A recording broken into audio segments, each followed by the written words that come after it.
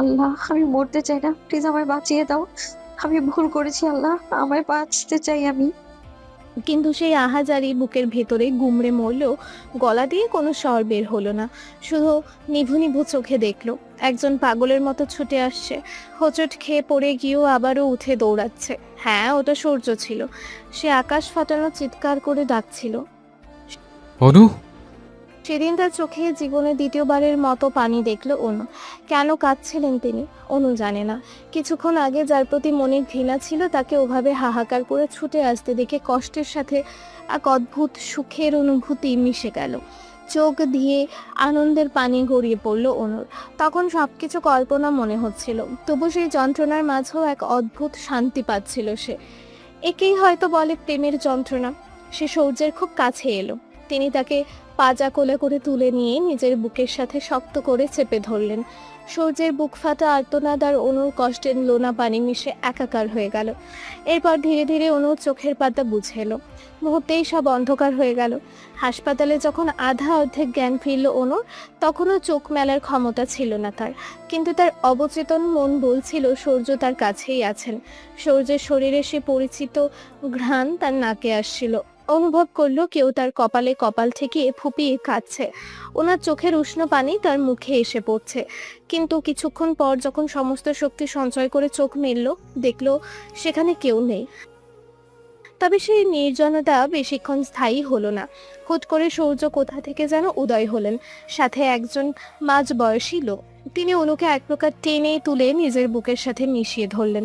তারপর একটা কাগজ তার সামনে ধরে খুব কড়া স্বরেই বললেন, অনু, তাড়াতাড়ি সই কর।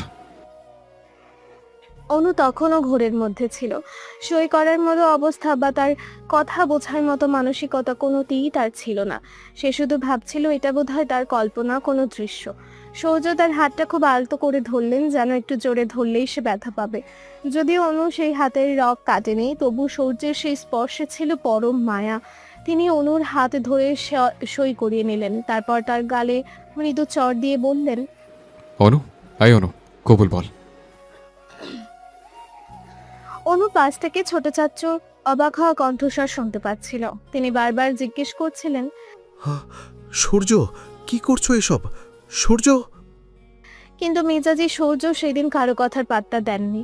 তিনি নিজের কাজটুকু খুব ঠান্ডা মাথায় করে যাচ্ছিলেন। তিনি আবারও ধমকের সুরেই বললেন, তোকে কবুল বলতে বলছি অনু, তাড়াতাড়ি কবুল বল। এই, আমার দিকে তাকা, চোখ মেল, তাহলে চর মেরে তোর গাল লাল করে দেব। কবুল বল। অনু সেই ঘোরের মধ্যেই সূর্যের ওই ধমক আর গালের ওপর হাতের ছোঁয়ায় অবশ হয়ে কোনো মতে কবুল বলে ফেলল। পরে যখন পুরোপুরি জ্ঞান ফিরল, তখন বুঝলো সে সূর্যের বিবাহিতা স্ত্রী। দাদু বাড়িতে নিয়ে এসে অনুকে সোজা সূর্যের ঘরে পাঠিয়ে দিয়েছিলেন। তারপরের কাহিনী তো সবারই জানা। বর্তমান সময়, অতীতের স্মৃতিহাত্র একটা দীর্ঘশ্বাস ফেললো অনু। দরজা লক হয়ে যাওয়ার কারণে সে বাড়ির মানুষদের অনেকক্ষণ ধরে কল করার চেষ্টা করছিল, কিন্তু কাউকে পাচ্ছে না। অবশেষে ছোট কাকিমণি ফোন রিসিভ করতে ব্যাকুল হয়ে বলল, কি রে অনু, কিছু লাগবে নাকি? না না কাকিমণি, কিছু লাগবে না, তবে একটু দেখে যাও না। আমার রুমটা লক হয়ে গিয়েছে। দরজা ভেতর থেকে বন্ধ করেছিলাম, এখন আর খুলছে না কেন? কাকিমা অবাক হয়ে বললেন, কি বলছিস? দরজা লক হয়ে গেছে? আচ্ছা দাঁড়া, আমি আসছি। কাকিমা ফোন কেটে দিলেন। কিন্তু অনুর দরজার সামনে দাঁড়াতেই তার মুখ বিস্ময়ে হাঁ হয়ে গেল। তিনি অবাক হয়ে বললেন, অনু, তোর দরজা তো বাইরে থেকে তালা মারা। মানে দরজাকে তালা মেরেছে? এটা তো বাড়ির কোনো তালা না, একদম ব্র্যান্ড নিউ নতুন তালা। এ বাড়ি থেকে তালা কিনে এনে মারলো। বাইরে থেকে কেউ এসে তালা মেরে গেছে নাকি? কি অদ্ভুত ব্যাপার। কাকিমা, প্লিজ কিছু করো। আচ্ছা আচ্ছা দাঁড়া, আমি দেখছি। আগে বাড়ির সবাইকে জিজ্ঞেস করে নিই। কাকিমা চলে যেতেই অনুর ফোনে একটা নাম জলজল করে উঠল, ভাইয়া। রিসিভ করতেই উপাস থেকে অরণ্য বলে উঠল, বুড়ি, নিচে আয়, আমি বাড়ির সামনে দাঁড়িয়ে আছি। অনু ঠোঁট উল্টে করুণ স্বরে বলল, কিভাবে আসবো ভাইয়া? আমার রুমে তো কে যেন তালা মেরে রেখে দিয়েছে। অরণ্য কিছুক্ষণের জন্য স্তব্ধ হয়ে গেল। তারপর শুধু একটা শুষ্ক আচ্ছা বলে কলটা কেটে দিল। অনুর তখন মনে মনে হাজারো গালি আসছিল তার ওই one and only playboy ভাইয়াটার জন্য। যে সারাক্ষণ মেয়েদের সাথে কথা বলে ফুরাতে পারে না, অথচ নিজের বোনের সাথে এক সেকেন্ডও ভালো করে কথা বলে না। অনুর মেজাজ তখন তুঙ্গে। যে তাকে এভাবে আটকে রেখেছে তাকে হাতের কাছে পেলে সে চড়িয়ে গালের মানচিত্র পাল্টে দেবে। বাড়িতে এসে বাইরে থেকে দরজায় তালা মেরা দেখে এ কোন ধরনের আজব পাবলিক, কোত্থেকে আসে এরা? রাতের নিস্তব্ধ আকাশ, কোটি নক্ষত্র যেন আজ সাক্ষ্য দিচ্ছে এক অস্থির হৃদয়। জনশূন্য রাস্তার পাশে দাঁড়িয়ে থাকা কালো রঙের গাড়িটার ওপর গা এলিয়ে শুয়ে আছে সূর্য। ঠোঁটের কোণে জ্বলন্ত সিগারেট, যেখান থেকে ধোয়ার কুণ্ডলি পাকিয়ে বাতাসে উড়িয়ে দিচ্ছে। আর ঝাপসা চোখে তাকিয়ে আছে হাতের সেই আধপোড়া ডায়েরিটার দিকে, যার প্রতিটা পৃষ্ঠায় এক কিশোরীর অবুঝ আগতি আর আবেগ মাথানো শব্দরা খেলা করছে। ডায়েরির একটি একটি পাতায় সূর্য আর অনুর দুটো ছবি আঠা দিয়ে যত্ন করে লাগানো। ডায়েরির একটা পাতায় চোখ আটকে গেল সূর্যের, সেখানে একটা ছবি আঠা দিয়ে যত্ন করে লাগানো। ছবিটা হয়তো সপ্তাহ এক রাস্তার জামে বসে থাকা বিরক্তিকর এক মুহূর্তের ছবি।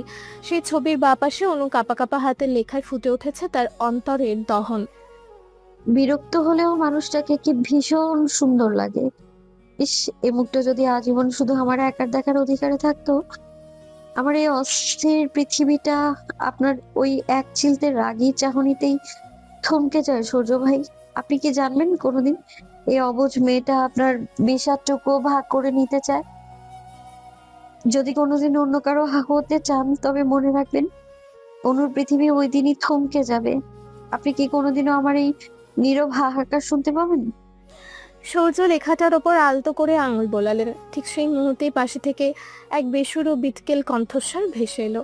সাইম তার বাইকের সাথে তাল মিলিয়ে গেয়ে চলেছে, জীবন কাতায় প্রেম কলঙ্কের দাগ দাগাইয়া, ছাড়িয়া যাইও না বন্ধু মায়া লাগাইয়া। গান গাইতে গাইতে সাইম হঠাৎ থেমে গিয়ে সিরিয়াস মুখ করেই বলল, মামা, আমার কি মনে হয় জানোস, তোর মধ্যে নির্ঘাত কোনো সমস্যা আছে। নাইলে দেখ, যে মায়ের তুই জীবন দিয়ে ভালোবাসস সেইটাই নিজে টপকানোর চেষ্টা করে। তুই কি কড়া ডোজের বিষ নাকি মামা? রাফাত পাশ থেকে বিরক্ত হয়ে বলে উঠল, শালা, তোরে সবসময় বলছি না মুখটা বন্ধ রাখবি, খুললেই শুধু দুর্গন্ধ বার হয়। সূর্য একবার ভ্রুকুচকে সাইমের দিকে তাকালো, তারপর হাতে জ্বলন্ত সিগারেটটা ছুঁড়ে মারলো ওর দিকে। সাইম এক লাফে রাফাতের গায়ের ওপর পড়ে নিজের প্যান্ট চেপে ধরলো, দাঁত কিরমির করে বলল, শালা হারামজাদা, পুরানোর আর কোনো জায়গা পাস না? আমার ভবিষ্যতের উপরে নজর দিস কেন? সাব্বির পাশ থেকে উঠে বলল, তবে মামা, আমার মনে হয় যত নষ্টের গোড়া তোর ওই বুড়া দাদু। উনি কি বলতে পারতেন না যে বিয়েটা তার সিদ্ধান্ত না, ওটা অনই চেয়েছিল? রাফাত পাল্টা যুক্তি দিল, বললে কি হতো, তার আগে তো অনু যা করার করেই ফেলছিল। এদের এমন ফালতু আলাপ আর প্যানপ্যানানিতে সূর্য প্রচন্ড বিরক্ত হলো। সে বিরক্তি 10 গুণ বাড়িয়ে দিল পকেটে থাকা ফোনের ভাইব্রেশন। স্ক্রিনে নামটা দেখে একটা দীর্ঘশ্বাস ফেলে কলটা রিসিভ করলো সে। ওপাশ থেকে অরণ্য কোনো ভনিতা ছাড়াই বলে উঠল, বাড়ির সকলে জানে আমি তাদের জন্য অনুকে বাড়িতে রেখে গিয়েছিলাম, কিন্তু সত্যিটা তো এটাই যে অনুকে তোমার জন্যই বাড়িতে রেখে আসতে বাধ্য হয়েছিলাম। আর তুমি শেষমেশ কি করলে? সূর্য নির্বিকার গলায় বলল। আমি আবার এখন কি করলাম? অরণ্য ফুঁসে উঠল, ভাইয়া, তুমি আমার বোনকে ঘরে তালা মেরে রেখেছো, তাই না? সূর্য একটু বাঁকা হাসলো। বাহ, এর মধ্যে নালিশ করে ফেলেছে। গাধীর ভাই গাধা। তোর বোনের ভাগ্য ভালো যে ওকে পিটিয়ে ছুটকি বানায়নি। ও তো এখনো বুঝতেই পারেনি এই কাজ তোমার। নালিশ করবে কিভাবে? সূর্য একটা দীর্ঘ নিঃশ্বাস ফেলে বলল, তোর বোন কিছু বুঝতে পারে না, শুধু পারে নিজের হাতের রক কাটতে। তোমার জন্যই তো কেটেছে। ওই বিদেশিনীর প্রেমে কিভাবে পড়লে তুমি? সূর্য এবার বিরক্তই হলো। আমি কি তোর বোন আর তোর 14 গোষ্ঠীর কানে কানে কথা বলে এসেছিলাম যে আমি নতুন কোনো কারোর প্রেমে পড়েছে? অন্যের কথায় মন করা কাহিনী বানিয়ে হাত কাটবে, তারপর আবার বাড়ি ছাড়বে? পা ভেঙে ঘরে বসিয়ে সেবা করতে আমার সমস্যা হবে না। অরণ্য দমে না গিয়ে বলল, তোমাকে সে সুযোগ আমি দিচ্ছি না দুলা ভাই। আমি আমার বোনকে নিতে এসেছি, সম্মানে তালা খুলে দিয়ে যাও। সূর্য দাঁতে দাঁত চেপে বলল, যে গাড়িতে এসছিস ওই গাড়িতে ভাগ এখান থেকে, শালা। তার মানে তুমি খুঁড়বে না? ওকে ফাইন, আমার যা করার আমি করে নিচ্ছি। বলে অরণ্য ফোন কেটে দিল। সূর্য বিরক্ত হয়ে ভাবল, জীবনটা প্রতি মুহূর্তে একা একটা নাটক হয়ে যাচ্ছে। শালা এসে বোনরে উদ্ধার করতে, আর দুলাভাই তালা মাইরা বসে আছে। ব্যাপারটা তো ইন্টারেস্টিং। রাফাত সাইমকে একটা ধমক দিয়ে বলল, তুই কি থামবি? পরিস্থিতি এমনিতেই ঘোলাটে, ওটার উপর তোর ফালতু জোকস। সূর্য ওদের দিকে একবার বিষ দৃষ্টিতে তাকিয়ে গম্ভীর গলায় বলল, ওর দৌড় আমার জানা আছে।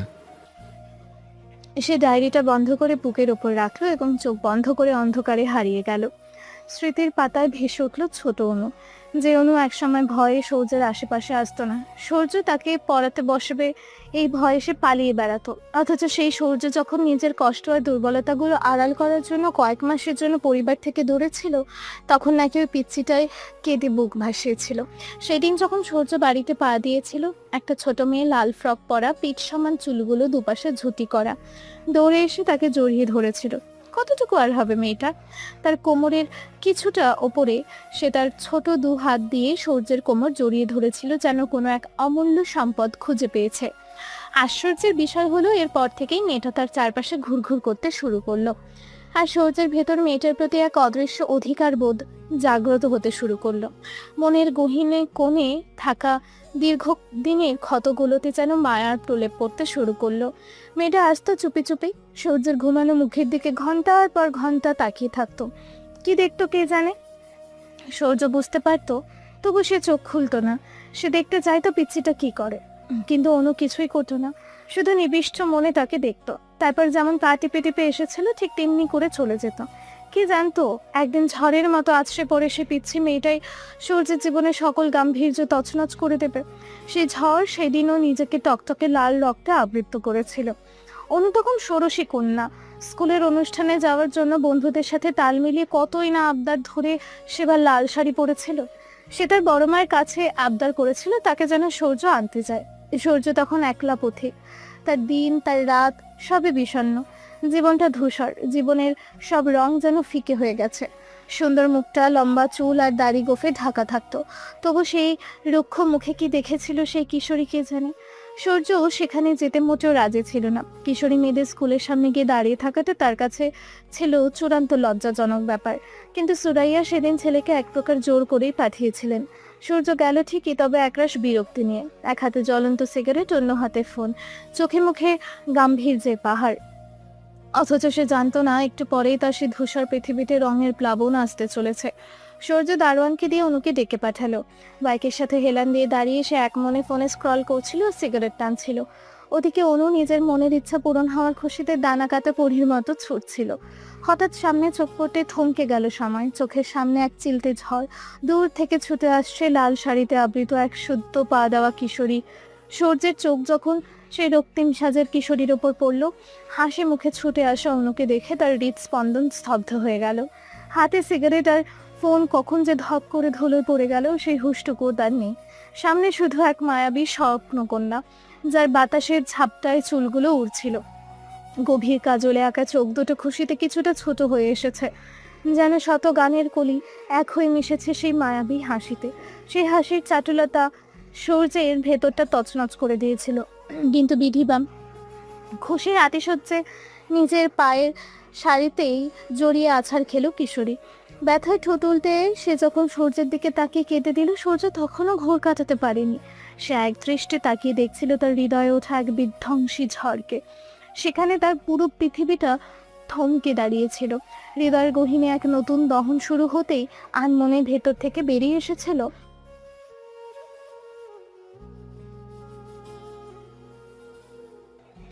আশেপাশে কিছু মানুষ ছুটে এলে সূর্যের হুঁশ ফিরল। তখন অন্য কোনো পুরুষকে অনুর আশেপাশে দেখে এক অজানা অধিকারবোধ তাকে আচ্ছন্ন করে ফেলল।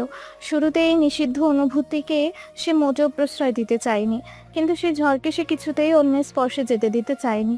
এক ধরনের অপরাধ বোধ আর দহনে সে প্রতিনিয়ত পড়েছে। তারপরও ধীরে ধীরে কিভাবে যেন এই ঝড়ই তার জীবনে রাজত্ব শুরু করে দিল, যাকে ঘিরে নতুন করে বাঁচার আশা জাগলো। জীবনটা রঙিন হলো, সবকিছু দিয়ে তাকেই সে আঁকড়ে ধরল। তখন সূর্য কি একবারও জানতো যে এই কিশোরীর মনের আবেগটা এতটা তীব্র ছিল? পাশ থেকে সায়েম বলে উঠল, মামা, আজকে আমি পুরোপুরি শিওর হলাম, শুধু তোর মধ্যে না, তোর দাদুর রক্তই ভেজাল আছে। তাই বলে তার মেয়ের রক্তে সে ভেজাল কেমনে যায়? বিদেশিনী কি তার বাপের রক্ত পায় নাই?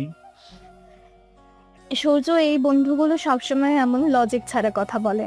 সূর্য উঠে বসে বিরক্তি চোখে তাকাতেই সালেহ বলল, আমার দিকে অমন করে তাকিয়ে আছিস কেন? ওই যে বিদেশিনী রিক্সা নিয়ে এত রাতে ওই রাস্তায় যায় কেন? রাফাত সায় দিয়ে বলল, আসলে এত রাতে ওদিকে যাচ্ছে কেন? রাস্তা তো ভালো না। রাস্তায় কি সমস্যা? রাস্তা কোথায় ভাঙ্গা? বলদ, আমি বুঝিয়েছি জায়গাটা ভালো না, ও দিকটা একবার দেখবি নাকি সূর্য? দরকার নেই। এই মেয়ে আসার পর থেকে তোর জীবনে কেবল অশান্তি আনতেছে। সাব্বির দাঁত কিরমির করে বলল, শালা, ওটা ওর কাজিন। বাড়ির সম্মান যদি কিছু হয়, লোক হাসাহাসি তো ওদের নিয়েই হবে। সূর্য বিরক্তি নিয়ে দীর্ঘশ্বাস ফেলল। পরিস্থিতি বোঝার চেষ্টা করে উঠে দাঁড়িয়ে বলল, ইশতিয়াককে কল দিয়ে আসতে বল। সকলে অবাক হয়ে সমস্যারে বলল, মানে? মানুষ একজনকে পছন্দ করতেই পারে, ওটা অস্বাভাবিক কিছু না। ভুল হয়েছে ওর, কাল মেসেজ দিয়ে ক্ষমাও চেয়েছে। এখন এসব ধরে রাখাটা বাড়াবাড়ি হবে। গাড়িতে উঠে স্টার্ট দিল সূর্য। পেছনে হতভম্ব হয়ে তাকিয়ে রইল বন্ধুরা। এই ছেলের মাথায় সবসময় কি চলে কে জানে। সেদিন এই দুজন মারামারি করলো, আর আজ সেই আবার ডাকছে। অনুর দরজার সামনে তখন হুলস্থুল অবস্থা। কেউ জানে না এই তালা কে আর কেন মেরেছে। রাত বেড়েছে, এখন তালা কাটার লোক পাওয়া যাবে না। অগত্যা সকলে হার মেনে অনুকে সকাল পর্যন্ত ধৈর্য ধরতে বলল। কি অদ্ভুত! অনু ভেবেছিল আলু ফোটার আগেই বাড়ি থেকে উড়াল দেবে, যাতে কারো চোখের পানিতে বাধা না পড়তে হয়। অথচ এই অজানা আপদের জন্য সব হিসাব উল্টে গেল। মনের ভাবনায় যদিও একবার এসেছিল এটা সূর্যের কাজ নয় তো, কিন্তু নিজের ভাবনা নিজেই উড়িয়ে দিল। না, অসম্ভব। ওই লোক তো অনু চলে যাওয়াতেই খুশি হবে, সেখানে তালা মেরে আটকে রাখতে যাবে। অরণ্য আবারও ফোন করে বলল, বুড়ি, আমি মইয়ের জোগাড় করছি, তুই সব কিছু রেডি রাখ। বারান্দা দিয়ে নামিয়ে তোকে নিয়ে যাব। আর এক মুহূর্তে এই বাড়িতে থাকার কোনো দরকার নেই। অনু কিছু বলতে চাইলো, তার আগে কলটা টুট করে কেটে গেল। অনুর রাগ এবার সত্যিই সপ্তম আসমানে চড়ে গেল। এখানে যদি অরণ্যকে সামনে পেত তাহলে তার চুলগুলো সব উপড়ে ফেলতো। গাধাটা আজও জানে না যে বারান্দায় সূর্য গ্রিল মেরে দিয়েছে 2 বছর আগে। আসুক, মই নিয়ে কথা না শোনার ফল বুঝবে তখন। সূর্যের গাড়িটা একটা আবাসিক হোটেলের সামনে এসে থামলো।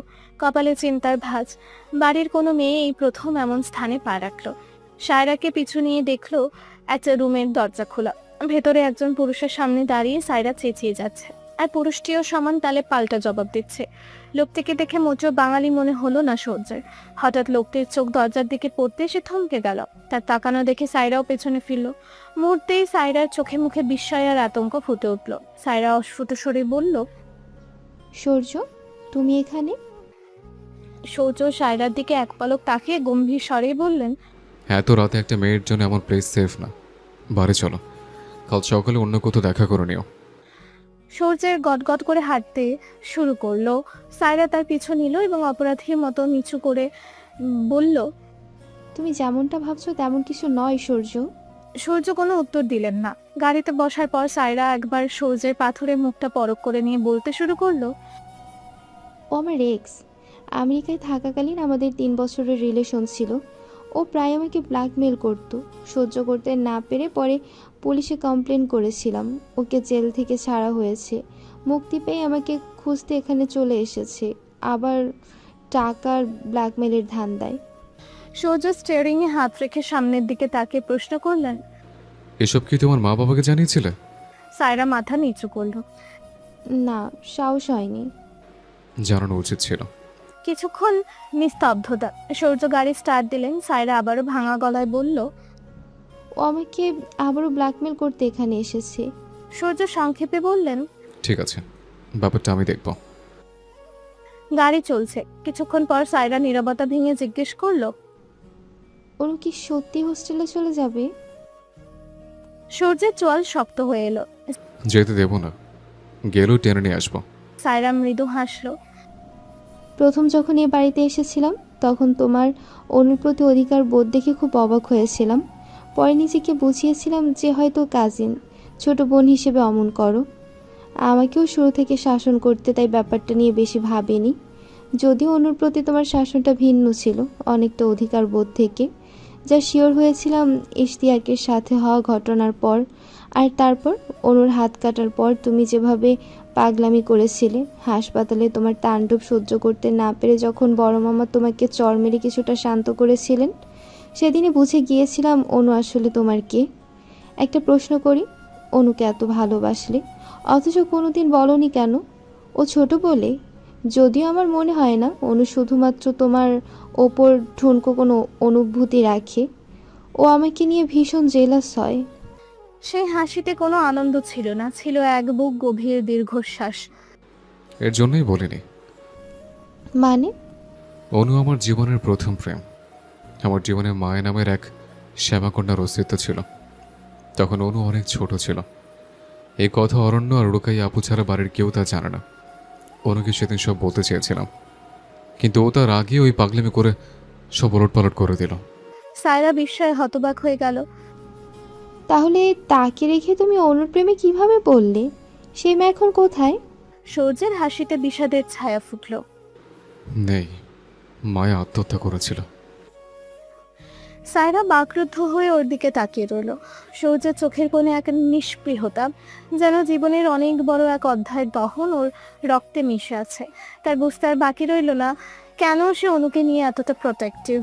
জীবনের কিছু গল্প নাকি কখনো ফুরোয় না, কেবল নাম পাল্টে ফিরে আসে। সূর্যের জীবনের গল্পটা যেন কিছুটা তেমনই। গাড়িটা বাড়ির সামনে দাঁড় করিয়ে সূর্য বললেন, বাড়ি এসে গেছে। নেক্সট টাইম এত রাতে বাইরে চলাফেরা করবে না, কারণ এই দেশে রাত বাড়লে মেয়েদের ঝুঁকিও বাড়ে। তুমি বাড়িতে আসবে না? না, বন্ধুদের সাথে আড্ডার প্ল্যান আছে। সায়রা বাড়ির ভেতরে ঢোকার আগে দেখলো সূর্য একবার অন্য জানালার দিকে কয়েক সেকেন্ড তাকিয়ে থেকে আবারও গাড়ি ঘুরিয়ে চলে গেল। বারান্দার গ্রিলের সামনে দাঁড়িয়ে অনুর মুখ তখন রাগে লাল হয়ে আছে। নিচে দেখা যাচ্ছে এক অদ্ভুত দৃশ্য। অরণ্য কাইক্লেশে একটা মই ধরে দাঁড়িয়ে আছে, আর তার বন্ধু মাহিন অরণ্যের পিঠে মারছে। শালা হারামি, এত রাতে টেনে এনেছিস এই একটা মই ধরার জন্য? এখন কি হবে?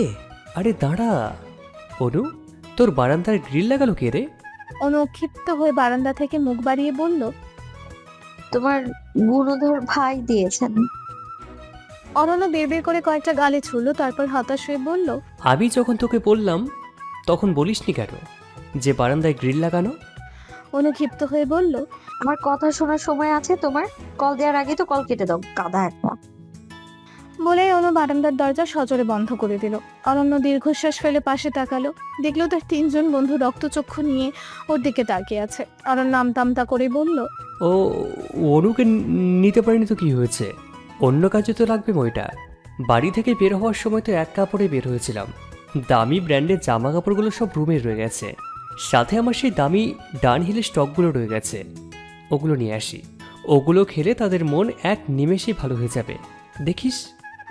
দামি সিগারেটের নাম শুনে বন্ধুদের চোখ খুশিতে চকচক করে উঠল, কিন্তু মাহিন খেকে উঠেই বলল, দরজা দিয়ে তো বাড়িতে ঢুকতে পারছিস না, নিজের বাড়ি চোরের মতো মই বাইস। তোরা আমার দুঃখটা বুঝবি না। আমি যেদিন বাড়ি ছেড়েছিলাম সেদিন দাদুও বাড়ি ছেড়েছিলেন, কিন্তু এখন তো বাড়িতেই আছেন। এখন এই অবস্থায় দাদুর সামনে পড়া মানে তো নাটকের মহড়া শুরু হওয়া। তার চেয়ে মই দিয়ে রুমে উঠি। অরণ্য নিজের রুমের দিকে দাঁড়িয়ে দেখলো ভেতরে আলো জ্বলছে। তা দেখে সে একটু ইমোশনাল হওয়ার নাটক করে বন্ধুদের বলল, দেখ দেখ, আমার পরিবারের সবাই আমাকে কতটা মিস করে, আমি নেই তবুও আবার রুমে লাইট জ্বালিয়ে আমার অস্তিত্বকে টিকিয়ে রেখেছে। তোরা মইটা ধর, আমি জিনিসগুলোকে নিয়ে আসি। বন্ধুরা বিড়বিড় করে কয়েকটা গালি দিলেও দামি সিগারেটের লোভে আবারও কষ্ট করে মইটা ধরল। অরণ্য বুক ফুলিয়ে দুলতে দুলতে মই বেয়ে নিজের বারান্দায় পা রাখতে চোখ চড়ক গাছ। তার ঠিক সামনে একটা ছায়ামূর্তি দাঁড়িয়ে। অরণ্য কিছু বোঝার আগে অন্ধকার চিরে এক বিকট তীক্ষ্ণ চিৎকার ভেসে এলো। আমি কিছু দেখিনি, আমি তো অন্ধ, চোখে দেখি না, সত্যি বলছি আপু। অরণ্য দুহাত সামনে তুলে অন্ধের মতো অভিনয় করে কথাগুলো বলছে। বেচারা দামি সিগারেটের লোভে মই দিয়ে নিজের ঘরে ঢুকেছে, এমন পরিস্থিতির মুখে পড়বে তার স্বপ্নেও ভাবেনি। তোয়ালে দিয়ে নিজেকে আবৃত করে সাইরা চিৎকার দিল। আশেপাশে যা পেল, বই, চিরুনি, পানির বোতল সব অরণ্যকে লক্ষ্য করে ছুঁড়ে মারতে মারতে চেঁচিয়ে উঠল, ব্লাডি ইডিয়েট! রুমে ঢুকে বলছো চোখে দেখোনি? চোর চোর বাঁচাও, আমার রুমে চোর এসেছে। অরণ্য তখন কিং কর্তব্য বিমূঢ়। এটা তো তার রুম, আর এই মেয়ে বলে কিনা এই মেয়ের রুম। সে তো ভেবেছিল নিজের রুমে ঢুকে দামি ব্র্যান্ডের সিগারেট আর জামা কাপড় নিয়ে চম্পট দেবে। কিন্তু কে জানতো তার রুমে এক মেয়ে এভাবে আস্তানা কেড়ে বসে আছে। একদিকে চার চোর অপবাদ, অন্যদিকে নিজেরই রুমে একটা মেয়েকে তোয়ালে পড়া অবস্থায় দেখে ফেলার অপরাধ। যদি বাড়ির সবাই চলে আসে তবে তাকে চোর ভেবে গণপিটুনি দেওয়া শুরু করবে। আর নিজের রুমে পরস্ত্রীকে দেখে দাদু যা কুরুক্ষেত্র করবেন তাতে অরণ্যের হাড় গোড় আস্ত থাকবে না। সাইরা সমান তারে চোর চোর বলে চেঁচিয়েই যাচ্ছে। অরণ্য হিতাহিত জ্ঞান হারিয়ে বাঁচার তাগিদে পালানোর পথ খুঁজল, কিন্তু ভয়ের চোটে সে ভুলে গেল যে সে মই দিয়ে উঠেছিল। উত্তেজনায় মইয়ের কথা ভুলে গিয়ে সোজা বারান্দা থেকে পাখির মতো উড়াল দিল নিচে। নিচ থেকে বন্ধুরা মই ধরে দাঁড়িয়ে থাকলেও বেয়াকল অরণ্য মইয়ের তোয়াক্কা না করে এক বিকট চিৎকার দিয়ে বাতাসে বুক চিরে মিসাইলের মতো মাটিতে ল্যান্ড করলো। তবে ল্যান্ডিংটা মোটেও সুখকর হলো না। পা মুচকে একাকার অবস্থা। অরণ্য নিজের পা চেপে ধরে আর্তনাদ করে উঠল। মামা, মই থাকতে তুই সুপারম্যানের মতো ল্যান্ড করলি কেন? অরণ্য দাঁতে দাঁত চেপে গোঙাতে গোঙাতে বলল, আহা মগগুলো, আবার পাটা মনে হয় ভেঙে গেছে রে। আরে তোরও ভাবে তাকিয়েছিস কেন? ওই মেয়ে আবার পাটা খেয়ে দিল রে। মাহিন অবাক হয়ে জিজ্ঞেস করলো, মেয়ে? কোন মেয়ে? সোফন কৌতূহলের চূড়ায় গিয়ে বলল। ভাই দেখতে কেমন ছিল সে? অরণ্য ব্যথার মধ্যে ভ্রুকুচকে সোফনের দিকে তাকিয়ে দাঁত কেলিয়ে হাসলো। নিজের স্বভাবজাত প্লে বয় ইমেজ বজায় রেখে বলল, কি বলবো ভাই, তার চুল, উফ, তার চোখ জোড়া, ইস, তার ঠোঁট, তার গলার আওয়াজ, হায় রে, আর সে নিচে আজ তো একটা, হায় হায় হায়, আবার পাটা, উফ। মাহিন বিরক্ত হয়ে একটা থাপ্পড় মারলো অরণ্যর মাথায়। শালা এটা আবার কেমন বর্ণনা? তুই কি মরণকালে জান্নাতের হুর দেখেছিস? অরণ্য ব্যথায় চিৎকার করে বলল, আহ, হারাম জাদারা, আমার পা ভেঙেছে আর তোরা মেয়ের বর্ণনা মারছিস? আগে হাসপাতালে নে, মরে গেলাম রে। ঠিক সেই মুহূর্তে বাড়ির ভেতর থেকে আমজাদ হোসেনের গম্ভীর গর্জন শোনা গেল। কোন শালার চোর বাড়িতে ঢুকেছে? যদি একবার ধরি, আজকে তোর একদম জবে করে দেব। বড় চাচুর কণ্ঠ শুনে অরণ্যের ব্যথার গোঙানি মুহূর্তে গলায় আটকে গেল। সে ভয়ে ঢোক গেল। সামনে তাকে দেখলে তার জান লড়িয়ে দেওয়া বন্ধুরা তাকে ছাড়াই দৌড় শুরু করেছে। অরণ্য পেছনে চেঁচিয়ে বলল, আরে আমাকে ফেলে কোথায় যাচ্ছিস হারামির দলগুলো?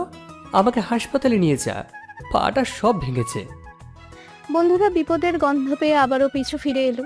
এরপর চারজন মিলে অরণ্যকে পাঁজা কোলে করে নিয়ে অন্ধকারের বুক ছিঁড়ে দৌড়ে পালালো, যেন আস্ত এক মরা গরু নিয়ে তারা কসাইয়ের হাত থেকে পালাচ্ছে। বাড়ির বড়রা টর্চ নিয়ে বাগান এবং চারপাশ তছনছ করে খুঁজলেও ততক্ষণে অরণ্য সহ তার পুরো গ্যাং হাওয়া হয়ে গেছে। সাইরাকে সবাই আশ্বস্ত করলো। আমজাদ হোসেন সাইরাকে বারান্দায় জানালা ভালো করে আটকে রাখতে বলে সবাইকে নিয়ে ঘুমাতে চলে গেলেন। কেউ টেরই পেল না যে চোরটা আসলে ঘরেরই মানুষ ছিল, যে শুধু নিজের দামি ব্র্যান্ডের সিগারেট আর স্মৃতির টানে মইদিন নিজেরই ঘরে হানা দিয়েছিল। সকালবেলা ভোরের আলো ফোটার সাথে সাথেই অনু এক প্রকার অস্থির হয়ে উঠল। বড় চাচুকে কল দিয়ে পাগল করে দিয়ে অবশেষে একজন লোক ডেকে আনা হলো।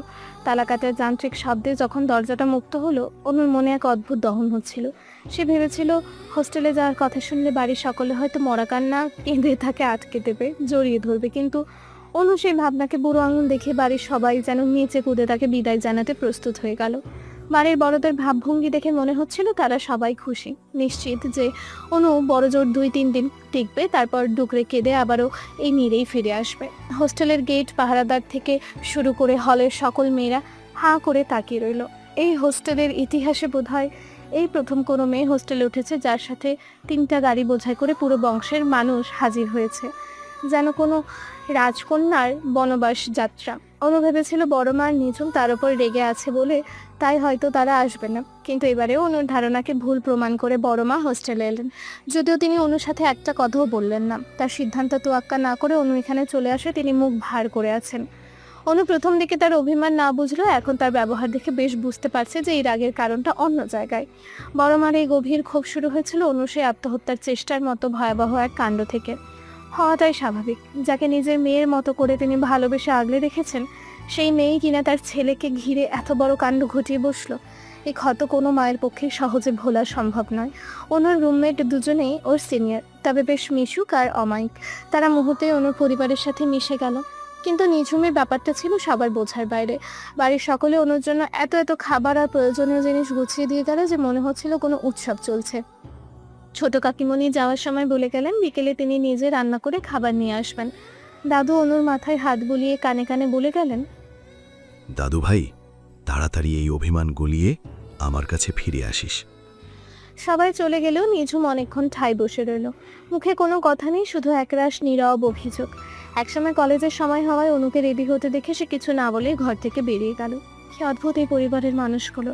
রাগ করবে, অভিমান করবে, কিন্তু মুখ ফুটে কেউ সেটা মেটাতে আসবে না। যদিও অনু নিজেও এই বংশের রক্তের বাইরে নয়, তার মধ্যেও সেই একই জেদ কাজ করে। কলেজ শেষ করে বের হওয়ার পর থেকেই অনুর মনে হতে লাগলো কেউ তাকে অনুসরণ করছে। এক অদ্ভুত অদৃশ্য নজর সারাক্ষণ তাকে বিদ্ধ করছে। বারবার পেছনে ফিরেও সে কাউকে দেখতে পেল না, অথচ হস্টেলের গেট দিয়ে ভেতরে ঢোকার পর মনে হলো সেই নজরটা আর নেই। যেন অনুকে নিরাপদে গন্তব্যে পৌঁছে দেওয়াই ছিল সেই ছায়ার দায়িত্ব। এর আগেও কয়েকবার এমন হয়েছে, কেউ একজন নিঃশব্দে তাকে ছায়ার মতো আগলে বাড়ি পর্যন্ত পৌঁছে দিয়ে গেছে। সিঁড়ি পর্যন্ত উঠেও অনুর মনটা কেমন যেন করে উঠল।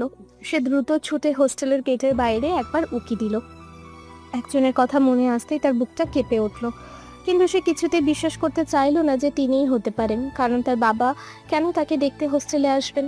এর কোনো যৌক্তিক কারণ নেই। সাধারণত মেয়েরা বিপদে পড়লে বা একা হলে নিজের বাবা আর প্রিয় মানুষটাকে সবসময় চোখের সামনে দেখতে পায়। ওর মনে হলো তার সাথেও হয়তো তেমন কাল্পনিক কিছু হচ্ছে, কারণ সে জানে তার এই বাড়ি ছাড়ার সিদ্ধান্তে যদি কেউ সবচেয়ে বেশি খুশি হয়ে থাকে তবে তারা ওই দুজনই, তার বাবা আর সূর্য। নিজেকে আজ অনুর খুব বড় মনে হচ্ছে সে অবুঝ কিশোরীটি নেই, পরিস্থিতির চাপে সে আজ পরিপক্ক। এইসব 7-5 ভাবার মাঝেই বাড়ি থেকে কল এলো। খবর এলো অরণ্যের পায়ে প্রচণ্ড ব্যথা নিয়ে হসপিটালে ভর্তি। মুহূর্তে অনুর সব গাম্ভীর্য ধুলো মিশে গেল। প্রিয় বড় ভাইটার জন্য চিন্তায় অস্থির হয়ে সে দ্রুত হাসপাতালের দিকে ছুটল। রাতভর বাইরে থাকার পর সকাল 8টায় যখন সূর্য বাড়ি ফিরল, তার চোখে মুখে ছিল ক্লান্তির চেয়েও বেশি ব্যাকুলতা। সে জানে এই বাড়িতে অনু নামের ওই জেদি মেয়েটা সকাল 8টার আগে নাস্তা মুখে তোলে না। সূর্য ভেবেছিল নিজের হাতে সে নতুন তালাটা খুলে সে আজ অনুর মুখোমুখি হবে, হয়তো এক চিলতে শাসন আর এক বুক ভালোবাসা দিয়ে মেয়েটার অভিমান ভাঙাবে। কিন্তু উপরে গিয়ে দেখলো ঘরের দরজায় সেই তালা নেই। দরজাটা হা করে খোলা, ভেতরে ঘরটা বদ্ধ ফাঁকা, যেন এক নিমিষে প্রাণহীন হয়ে পড়েছে ঘরটা। অনুর অস্তিত্বের বিন্দুমাত্র চিহ্ন সেখানে অবশিষ্ট নেই। দৃশ্যটা দেখা মাত্র সূর্যের ফর্সা চেহারাটা রাগে টকটকে লাল হয়ে উঠল, কপালে রাগের নীল রগগুলো ফুলে উঠল। সিঁড়ি দিয়ে ধপধপে শব্দে নিচে নামলো সে। রান্নাঘরের সুরাইয়া সকালের কাজে ব্যস্ত ছিলেন। সূর্য ঝড়ের বেগে সেখানে ঢুকে প্রচণ্ড উত্তেজিত স্বরে বলল, অনু কোথায় আম্মু? সুরাইয়া ছেলের দিকে না তাকিয়ে অত্যন্ত লিপ্ত স্বরে কাজ করতে করতে বললেন, চলে গেছে। চলে গেছে মানে? কোথায় গেছে? যেখানে যাওয়ার কথা, হোস্টেলে। সূর্য যেন নিজের কানকে বিশ্বাস করতে পারল না। দাঁতে দাঁত চেপে সে বলল, আমার পারমিশন ছাড়াও গেল কিভাবে? ওর ঘরের তালা কে কেটেছে? তোমাকে যেতে দিলে কি করে? একটা মেয়ে তোমাদের চোখের সামনে দিয়ে চলে গেল আর কেউ আটকালে না? অভিমান করে আমার উপর রাগ করেছে বলে কি বাড়ি ছেড়ে যাবে? কেন যেতে দিলে ওকে? সুরাইয়া কাজ থামিয়ে কড়া গলায় বললেন, কি হচ্ছে এসব সূর্য? বন্ধ করো এই চিৎকার। চিৎকার বন্ধ করব? আগে বলো তোমাকে যেতে দিলে কি করে আম্মু? আমি ওকে কিভাবে আগলে রাখার চেষ্টা করছিলাম, তুমি তো দেখো নাই? সুরাইয়া চোখের কোণে জল চিকচিক করে উঠল। তিনি ধরা গলায় বললেন, ও কোথায় গেল তাতে তোমার কি আসে যায় সূর্য? আমাকে শুধু একটা কথা বুঝিয়ে বলো তো, তুমি আসলে কি চাও? অনুকে বিয়ে করার আগে তুমি কি একবার ওর সাথে কথা বলার প্রয়োজন মনে করেছিলে? মেয়েটা যখন হাসপাতালের বিছানায় আধমরা হয়ে পড়েছিল তখন তুমি তার অনুমতি ছাড়া তাকে বিয়ে করলে। বিয়ে করার পর আবার তাকে নিজের ঘর থেকে বের করে দিলে। সেদিন মেজো আপা যখন অনুকে অপয়া বলে গালি দিল, সায়রাকে জড়িয়ে নিজের নামে ওঠা অপবাদ সহ্য করতে না পেরে মেজো ভাবির সাথে উচ্চস্বরে যা তা ব্যবহার করলে। এই বাড়ির কোনো বউ এই প্রথম অপমান সহ্য করতে না পেরে বাড়ি ছেড়েছে। এত কিছুর পরও তুমি আবার সেই অনুকেই এড়িয়ে চললে। আবার অধিকার দেখানোর নাম করে তাকে ঘরে তালা দিয়ে আটকে রাখলে। আসলে কি পেতে চাও তুমি? তোমার জন্য ওই মা মরা মেয়েটাকে আমি ভুল বুঝেছিলাম। ওকে নিজের থেকে দূরে সরিয়ে দিয়েছিলাম, কারণ আমি ভেবেছিলাম ও হয়তো আমার সোনার টুকরা ছেলে জীবনটা নষ্ট করে দেবে। ওর জেদ আর পাগলামি দেখে আমি ভয় পেয়েছিলাম। আঘাত পেয়েছিলাম। তুমি একটা বারও সবাইকে নিজের মনের কথা বলোনি। বোঝো একটা মায়ের মনে কতটা কষ্ট লাগে নিজের সন্তানের সাথে এমন ব্যবহার করতে। ও এখন আমার দিকে তাকিয়ে কথা পর্যন্ত বলে না। ও আমাকে ঘৃণা করে, আর সেটাই তো স্বাভাবিক। আমি তো স্বার্থপর মা, যে শুধু নিজের গর্ভজাত সন্তানের ভালো মন্দ কথা ভেবে একটা এতিম মেয়ের উপর অবিচার করেছি। অথচ ওই মেয়েটা সব কিছু করেছে শুধু তোমার জন্য, তোমার প্রতি ভালোবাসার টানে। আর কি চাও তুমি সূর্য? আর কি বাকি আছে? সুরাইয়া আঁচল দিয়ে চোখ মুছলেন। সূর্য কোনো উত্তর দিতেই পারল না। তার ভেতরে যে সহস্র দহন আর অব্যক্ত হাহাকার চলছে তা বাইরে কাউকে বোঝানোর ভাষা তার জানা নেই। সে শুধু ম্লান দৃষ্টিতে মায়ের দিকে তাকিয়ে শান্ত গলায় বলল, তুমি বুঝবা না আম্মু, আমার ভেতরে সবসময় কি চলে তা তোমার মেয়ে আর তুমি কেউই কোনোদিন বুঝতে পারবে না। কথাটি শেষ করে সূর্য দ্রুত পায়ে বাড়ি থেকে বের হয়ে গেল। সুরাইয়া বেগম ছলছল চোখে ছেলে চলে যাওয়ার পথের দিকে তাকিয়ে রইলেন। হাসপাতালে গিয়ে অরণ্যের অবস্থা দেখে অনু কষ্ট পাবে ভেবেছিল, কিন্তু সেখানে গিয়ে দেখলো উল্টো চিত্রে। তার এই বড় ভাইটি এক অদ্ভুত জাতের মানুষ। পা ভেঙে হাসপাতালে শুয়ে সে দিব্যি সবার সাথে কথা বলছে আর হাসি ঠাট্টায় কেবিনটা মাতোয়ারা করে রেখেছে। অনুর চোখ তখন অজান্তেই একজনকে খুঁজছিল, যাকে খোঁজাটা হয়তো এখন আর তার সাজে না। কি আজও এক মানুষ এই সূর্য। বাড়ির প্রতিটি মানুষ অনুর সাথে দেখা করতে হোস্টেলে গিয়েছিল, এমনকি কুলসুম খালও বাদ যায়নি। বাবার কথা না হয় বাদই থাকলো, কারণ জন্ম থেকেই অনু তার কাছে অস্তিত্বহীন। কিন্তু ওই মানুষটার কাছে তো অনুর একটা অস্তিত্ব ছিল, অথচ সে একবারের জন্য অনুর খবর নেয়নি। একরাশ দীর্ঘশ্বাস ফেলে অনু হাসপাতালে সবার সাথে সময় কাটিয়ে আবারও হোস্টেলে ফিরে এলো। ফেরার সময় সবাই খুব করে আটকে ধরতে চাইলেও অনু শোনেনি। জেদ আর অভিমানের পাহাড় ডিঙিয়ে সে নিজেকে একটা করে নিয়েছে। পুরোটা দিন হৃদয়ের ভেতর এক অদ্ভুত খা অনুভূতি রাজত্ব করলো। বড় চাচু, ছোট কাকাই সবাই বারবার এসে খবর নিয়ে গেছেন। বাড়ি থেকে ঘন্টার মধ্যে কয়েকবার ফোন কলও আসছে। হস্টেলের রুম ফিরে রুমমেট আপুদের সাথে অনেক গল্প করলো অনু, যদিও সেই সব গল্পের বেশিরভাগই ছিল অনিচ্ছাকৃত, কারণ অনুর মন পড়েছিল সেই ধূসর অতীতে। রাত গভীর হলেও চোখে ঘুম নামছিল না। এই প্রথমবার পরিবার আপনজনদের ছাড়া সে দূরে থাকছে। একসময় বই নিয়ে জানালার পাশে গিয়ে দাঁড়ালো সে। অন্ধকারে নিচে তাকিয়ে অনুর মনে হলো সে তার বাবাকে দেখল। একজন মানুষকে বারবার ভুল করে দেখাটা কি সত্যি মনের বিভ্রম নাকি হৃদয়ের কোনো গোপন আকুতি, তা অনু জানে না। চোখ বেয়ে দুফোঁটা নোনা পানি গড়িয়ে পড়লো অনুর। তার মনে হলো যে দুটো মানুষের জন্য তার হৃদয় আজ পড়ছে, তারা হয়তো এখন সব থেকে বেশি সুখে আছে। রুমমেট সিনথিয়া পাশে এসে দাঁড়িয়ে সান্ত্বনা সুরে বলল, প্রথম পরিবার থেকে দূরে থাকতে কষ্ট লাগে, পরে ঠিক হয়ে যায়। আমাদের প্রথম খুব কষ্ট হতো, যদিও তোমার পরিবার তো সারাদিন তোমার কাছেই ছিল, কেউ না কেউ, তাতে মনেই হয়নি তুমি একা। অনু শুধু একটা বিষণ্ণ মুচকি হাসি হাসলো। কথার মাঝে দারোয়ান একজনকে পাঠালো, খবর এলো বাড়ি থেকে নাকি লোক এসেছে। অনুর ভ্রু কুঁচকে গেল। সকাল থেকে তো সবাই কয়েকবার করে এলো, কিছুক্ষণ আগে ফোনে কথাও হলো, তাহলে এখন রাত 12:30টায় আবার কে আসতে পারে? হোস্টেলের গেটের বাইরে বাইক হেলান দিয়ে বিরক্ত মুখে দাঁড়িয়ে আছে সূর্য। দারোয়ানকে সে পরিচয় করে দিয়েছে পরিবারের লোক হিসেবে। সে জানে যদি নিজের নাম বলে বা অন্য কোনো পরিচয় দেয় তবে ওই অভিমানী মেয়েটি তাকে দেখে আর সামনে আসবে না। দারোয়ান গেটের কাছে গিয়ে বলল,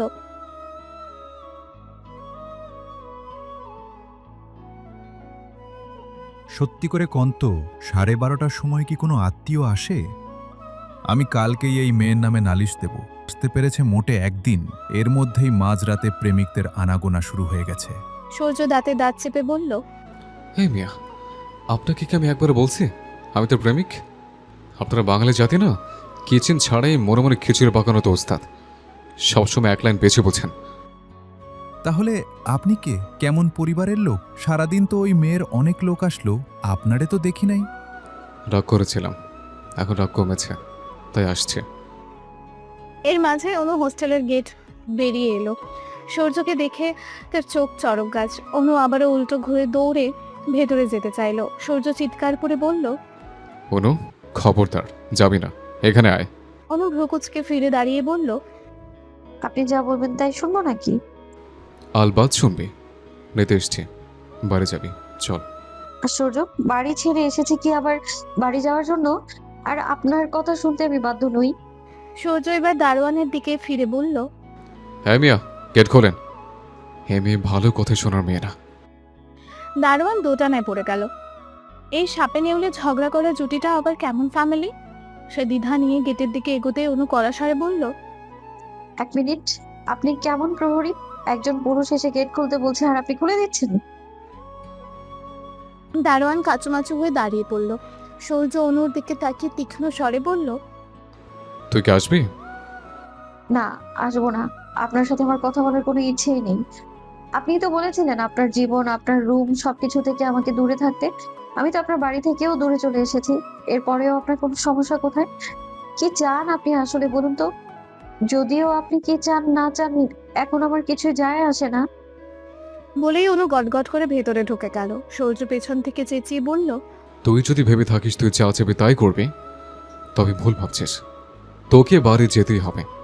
যতক্ষণ না যাবি আমি এখানে দাঁড়িয়ে থাকবো। অনু তপ্ত নিঃশ্বাস ফেলল। রুমে ঢুকে অস্থির চিত্তে পায়চারি করেও নিজেকে শান্ত করতে পারল না। সকাল থেকেই আকাশ মেঘলা ছিল, এবার আকাশ ছেড়ে ঝমঝমিয়ে বৃষ্টি নামলো। জানালার পর্দা সরিয়ে দেখলো সূর্য রাস্তার ওপারেই দাঁড়িয়ে আছেন। এক দৃষ্টিতে তাকিয়ে আছেন অনুর জানালার দিকে। অনু দ্রুত পর্দা টেনে দিল, বুকের ভেতরটা ঢিপঢিপ করছে। এই মানুষটা হুট করে এমন আগের মতো অদ্ভুত আচরণ কেন করতে শুরু করেছে? চিন্তা করবে না ভেবেও অনু পারল না। দীর্ঘদিনের অভ্যাস কি এত সহজে ছাড়া যায়? অনুর দুশ্চিন্তা তখন এক অবাধ্য নেশার মতো তাকে ঘিরে ধরল। সে একটা ছাতা হাতে নিয়ে নিচে গিয়ে দারোয়ানকে দিয়ে বলল সূর্যকে দিয়ে আসতে। দারোয়ান ছাতাটা দিলেও সূর্য সেটা নিলেন না। ছাতাটা পাশে সরিয়ে রেখে তিনি সেই বৃষ্টির মাঝে রাস্তার পাশে বসে রইলেন। শুধু বসেই রইলেন না, এই বৃষ্টির মাঝে সে সিগারেট ধরালো। অনু জানালার আড়াল থেকে অবাক হয়ে দেখলো মানুষটা সিগারেট যেন পানি না লাগে সেই জন্য ফোনটা সিগারেটের ওপর ছাতা হিসাবে বানিয়ে সিগারেট টানছে, অথচ নিজের মাথাটা বৃষ্টির পানিতে ভিজছে। অনু আর একবারও এই লোকটাকে নিয়ে ভাবতে চায় না, কিন্তু এই স্মৃতিগুলো, এই অবাধ্য অনুভূতিগুলো সে শত চেষ্টা করেও বাদ দিতে পারছে না। এই অদ্ভুত দহন থেকে সে মুক্তি চায়। শেষ পর্যন্ত একটা ঘুমের ওষুধ খেয়ে সে ঘুমানোর চেষ্টা করতে লাগলো। যদিও গভীর ঘুমে আচ্ছন্ন হওয়ার ঠিক আগ মুহূর্ত, তখনও সে একবার জানালার পর্দা সরিয়ে উঁকি দিয়ে দেখলো সেই জেদি মানুষটা আগের মতোই বৃষ্টিতে ভিজে অপলক জানালার দিকে তাকিয়ে আছে। রাস্তার পাশে একটি চিপা গুলিতে একদম দেয়ালের সাথে মিশে দাঁড়িয়ে হাঁপিয়ে যাচ্ছে অনু। বুকটা ধরফর করছে তার, কারণ মনে হচ্ছে কেউ তাকে আবারও ফলো করছে। কাল রাতে সূর্যকে বৃষ্টিতে ভিজে হোস্টেলের সামনে দাঁড়িয়ে থাকতে দেখেছিল সে। ঘুমের ওষুধ খেয়ে ঘুমানোর আগে ভেবেছিল সূর্য বোধহয় জেদ ধরেই বসে থাকবেন।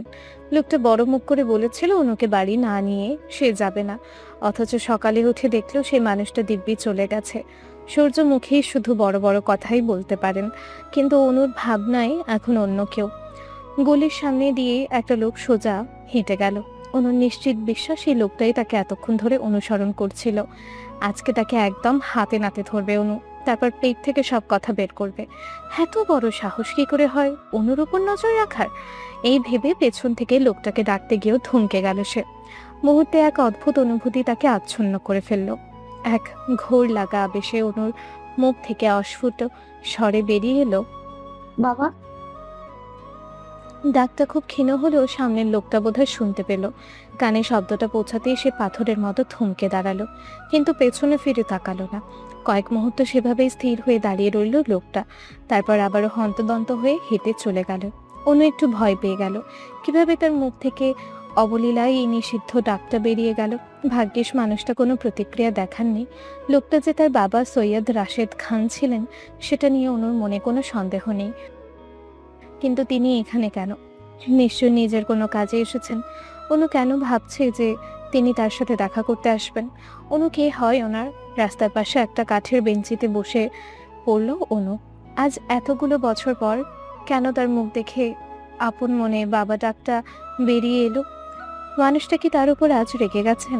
রাগ করাটাই তো স্বাভাবিক। অনুর মনে পড়ে গেল শৈশবের সে আবছা স্মৃতি। অনু যখন একটু একটু হাঁটতে শিখেছে, তখন সে তার ছোট পা দুটো দিয়ে বাবার কাছে যেতে চাইতো, আর বাবা সবসময় তাকে এড়িয়ে চলতেন। একদিন অনু গুটগুট পায়ে বাবার ঘরে ঢুকে পড়েছিল। বাবা তখন গভীর ঘুমে আচ্ছন্ন। অনু গিয়ে তার বাবাকে নরম হাত দুটো দিয়ে জড়িয়ে ধরে ছোট এক চিলতে নিশ্চিন্তের ঘুম দিয়েছিল। বাবার শরীরের ঘ্রাণ কেমন হয় সেদিন প্রথম পেয়েছিল সে, কিন্তু সে সুখের মুহূর্ত খুব বেশি দীর্ঘস্থায়ী হয়নি। সৈয়দ রাশেদ খান সেদিন ঘুম ভেঙে মেয়েকে প্রথমবার এতটা কাছে পেয়েছিলেন। দু চোখ ভরে দেখেছিলেন তার ছোট তনয়াকে। চোখ ছলছল করে উঠেছিল তার। হাত বাড়িয়েছিলেন মেয়ের মাথায় হাত বুলিয়ে দিতে, কিন্তু পরক্ষণে যখন একটা পুরনো মুখ আর কিছু স্মৃতি তার মনে ভেসে উঠল, সবকিছু ওলটপালট হয়ে গেল। চিৎকার করে উঠেছিলেন তিনি। ওনার চিৎকারে বাড়ির সবাই সেখানে জড়ো হয়েছিল। সেদিন রাশেদ সাহেব অত্যন্ত বিতৃষ্ণা গলায় বলেছিলেন, এই মেয়ে আমার ঘরে কিভাবে এলো? যদি এই মেয়েকে তোমরা চোখে চোখে রাখতে না পারো তবে ওকে ওর মামার বাড়ি পাঠিয়ে দেব। নেক্সট টাইম যেন এই মেয়ে আমার আশেপাশে না আসে। বড় মা সেদিন ভীষণ ভয় পেয়ে গিয়েছিলেন। জরায়ুর জটিলতার কারণে সূর্য ছাড়া ওনার আর কোনো সন্তান হয়নি, তাই অনুকে পাওয়ার পর তিনি তাকে নিজের মেয়ের মতো আগলে রাখতে শুরু করেছিলেন। অনুকে হারানোর ভয় তিনি সবসময় ওকে চোখে চোখে রাখতেন, যাতে কোনোভাবেই ও রাশেদ সাহেবের আশেপাশে না যায়। এইভাবেই ধীরে ধীরে অনু বড় হলো, আর ধীরে ধীরে নিজের মনের ভেতরেই এক দুর্ভাগ্য দেয়াল তুলে দিল সে। আকাশে ধূসর মেঘের ভেলা উঠছে। হঠাৎ কাঠের বেঞ্চটা মৃদু কেঁপে উঠল। কেউ একজন পাশে বসেছে বুঝতে পেরে অনু মাথা তুলে তাকাতেই তার চোখ দুটো স্থির হয়ে গেল। সৈয়দ রাশেদ খান একটা পানির বোতল নিয়ে পাশে বসেছেন। বোতলটা অনুর দিকে এগিয়ে দিলেন তিনি। যদিও তার চোখ অন্যদিকে, নিজের চোখ জোড়া বড্ড আড়াল রাখার চেষ্টা করছেন তিনি। অনু পানির বোতলটা নিল না। বুকের ভেতর জমানো একরাশ অভিমান দলা পাকিয়ে এলো। সে উঠে দাঁড়িয়ে সোজা হাঁটতে শুরু করলে রাশেদ সাহেব বলে উঠলেন, চলে যাচ্ছ? অনুর গলার স্বর আটকে এলো। এই প্রথমবার তার বাবা তার সাথে কথা বলছেন। নিজেকে শক্ত করতে চাইলো, বাবার গলা ধরে আসছে। অনু ধীর স্বরেই বলল, আমার অস্তিত্ব আপনাকে কষ্ট দেয়, তাই চলে যাচ্ছি। আমার পাশে বসবে কিছুক্ষণ? কি অদ্ভুত আকুতি মাখা এক আহ্বান, যেন কোনো ছোট ছেলে তার মায়ের কাছে আবদার করছে। অনু কিছুতেই এই ডাক উপেক্ষা করতে পারল না। যে মানুষটার সাথে একটিবার কথা বলার জন্য ছোটবেলা থেকে ছটফট করেছে, আজ সেই সুযোগ সে হেলায় হারাতে চায় না। স্কুলে বন্ধুদের বাবাদের আদর দেখে সেও নিজের বাবাকে কল্পনায় সাজাতো। হয়তো সেই সুপ্ত টানে কারণেই বাবার প্রতি তার কোনোদিন রাগ জন্মায়নি। অনু আবারও পাশে এসে বসার পর বেশ কিছুক্ষণ সবকিছু নিস্তব্ধ হয়ে রইল। হঠাৎ পাশ থেকে ফুপিয়ে কান্নার শব্দ শুনে হকচকিয়ে গেল অনু। তাকে দেখলো তার বাবা মাথা নিচু করে বসে আছেন, দুই হাত দিয়ে মুখ ঢাকা। ওনার শরীর থরথর করে কাঁপছে। সূর্যের পর আজ দ্বিতীয় কোনো পুরুষ অনুর সামনে বসে কাঁদছে। এই দৃশ্য দেখা অনুর জন্য মোটেও সুখকর নয়। সূর্যের চোখের জল যখন অনু প্রথম দেখেছিল, কারণ না জানলেও সে কেঁদেছিল। আর যখন দ্বিতীয়বার দেখলো, তখন কারণ জানা থাকায় মৃত্যু মুখে দাঁড়িয়েও অনুর খুব আনন্দ হয়েছিল এই ভেবে যে অনু তার জীবনে কতটা গুরুত্বপূর্ণ। কিন্তু এই মানুষটা যে কিনা কোনোদিন অনুর জীবনে অংশই ছিল না, তার চোখের জল আজ অদ্ভুতভাবে তাকে বিদ্ধ করছে। অনু নিজের ঠোঁট কামড়ে ধরে কান্না আটকানোর আপ্রাণ চেষ্টা করছে, কিন্তু অবাধ্য অশ্রু গাল বেয়ে গড়িয়ে পড়ছে। বাবা তার মুখ থেকে হাত দুটো সরিয়ে সামনে রাখলেন। ওনার চোখ আর মুখ কান্নায় টকটকে লাল হয়ে গেছে। বুঝে আসা রুদ্ধ কণ্ঠেই তিনি বললেন, তুমি যখন জন্মেছিলে একজন নার্স এসে তোমাকে আমার হাতে দিল। তোমার নিষ্পাপ মুখটা দেখে আমি খুশিতে আত্মহারা হয়ে গিয়েছিলাম। মনে হচ্ছিল আমার কোলে এক টুকরো চাঁদ এসে পড়েছে। তুমি একটুও কাঁদোনি, বরং আমার কোলে আসার পর মিটিমিটি হাসছিলে। তোমার সেই হাসি দেখে আমিও হেসেছিলাম। কিন্তু হঠাৎ নার্স বলে উঠল, I am sorry mister Rashed, your wife is no more. We tried our best but we failed. নার্সের মুখে তোমার মায়ের মৃত্যুর কথা শুনে আমার হাত দুটো মুহূর্তেই শীতল হয়ে গেছিল অনু। আমার কোল থেকে তুমি প্রায় পড়ে যাচ্ছিলে। ঠিক সেই মুহূর্তে বড় ভাইজান হন্তদন্ত হয়ে এসে তোমাকে ধরে ফেললেন। আর আমার চোখের সামনে তখন শুধু অন্ধকার। মনে হচ্ছিল সব শেষ হয়ে গেল। যে মুখটা দেখে একটু আগে আমি পৃথিবীর সব থেকে সুখী মানুষ হয়েছিলাম, সেই তোমার নিষ্পাপ মুখটাই তখন বিষাক্ত লাগতে শুরু করলো। আমার মনে হলো তুমি পৃথিবীতে না আসলে হয়তো সব ঠিক থাকতো। শুধু তোমার জন্য আমি আমার স্ত্রীকে হারালাম। আরণ্যর বয়স তখন মাত্র 7 বছর। সেই ছোট ছেলেটাও মা হারিয়ে এতিম হলো শুধু তোমার জন্য। তিনি থামলেন। কিন্তু বুকের ভেতরকার হাহাকার থামল না। অনু পাশে বসে ফুপিয়ে কাঁদছিল। জীবনের এই ভয়াবহ সত্য তাকে পাথর করে দিচ্ছিল। রাশেদ খান এবার মেয়ের দিকে মুখ ফেরালেন। অনু প্রথমবার তার বাবার চোখে চোখ রাখল, যে চোখ জোড়া অবহেলা নয় বরং এক সমুদ্র দহন আর না বলা কথা নিয়ে তাকিয়ে আছে। রাশেদ সাহেব আবারও বলতে শুরু করলেন, আমি তোমাকে অবহেলা করতে চাইতাম ঠিকই, কিন্তু পারতাম না। কখনোই তোমাকে চোখের আড়াল হতে দেইনি। তোমার দাদুর কথায় আমি দ্বিতীয়বার বিয়ে করেছিলাম শুধু তোমার জন্য, যেন সে তোমার আর অরণ্যের মায়ের অভাব পূরণ করে দেয়। আমি শর্ত দিয়েছিলাম সে কখনোই আমার স্ত্রীর মর্যাদা পাবে না, কেবল আমার 2 সন্তানের মা হয়ে থাকবে। ভেবেছিলাম সে রাজি হবে না, কিন্তু সে রাজি হয়ে গেল। অথচ আমি জানতাম না যে সে তোমাকে কোনোদিন আপন করে নেয়নি। অরণ্য যেদিন বাড়ি ছাড়ল, সেদিন প্রথমবার তার মুখ থেকে আমি জেনেছিলাম তাহমেনা তোমার সাথে ঠিক কতটা খারাপ ব্যবহার করে। তোমার রাস্তায় যেন কোনো বিপদ না হয়, তাই ছায়ার মতো আমি সবসময় তোমার পিছু নিতাম, নিজেকে আড়ালে রাখতাম, কারণ আমার তো সেই মুখ ছিল না যে সামনে গিয়ে বলবো, অনুমা আমাকে একটিবার বাবা বলে ডাক। আমার সেই অধিকার ছিল না যে বলবো, মা হোস্টেলে যাস না, তোর বাবা বড্ড একা হয়ে যাবে। এখন তো তোকে দূর থেকে সব সময় দেখি, তখন তো তোকে দেখতে পাবো না। বলতে পারিনি আমি, কোন অধিকারে বলবো? আমার তো কোনো অধিকার নেই। আজ যখন তুমি হুট করে বাবা বলে ডাকলে, বুকটা এক অদ্ভুত ব্যথায় মোচড় দিয়ে উঠল। তিনি কাঁপা কাঁপা দুটো হাত অনুর সামনে বাড়িয়ে দিলেন। ডুকরে কেঁদে উঠে বললেন,